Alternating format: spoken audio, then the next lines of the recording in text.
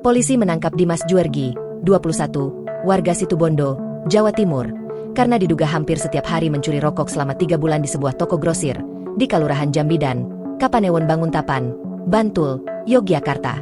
Kerugian toko grosir akibat perbuatan Dimas mencapai 100 juta rupiah.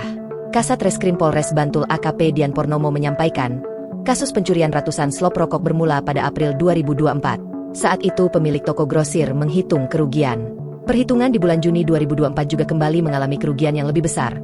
Lanjut di bulan Juli juga mengalami kerugian yang lebih besar.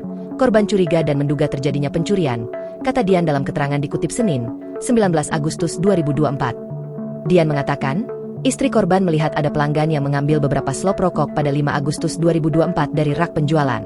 Melihat kejadian itu, sang istri bercerita kepada suaminya, dan dilanjutkan memanggil teknisi untuk membuka rekaman CCTV yang ada di toko.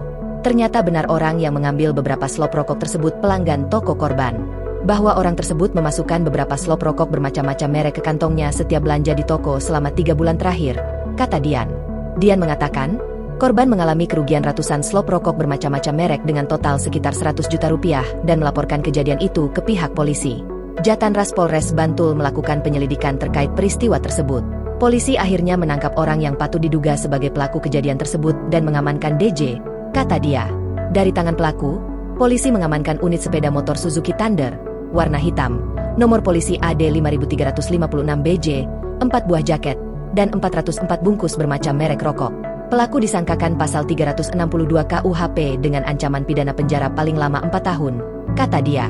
Dimas mengaku hampir setiap hari melakukan pencurian rokok untuk dijual lagi, dan uangnya untuk kebutuhan sehari-hari.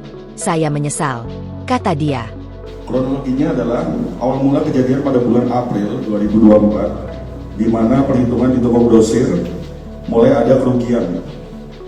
Lanjut, perhitungan di bulan Juni 2024 juga kembali mengalami kerugian yang lebih besar.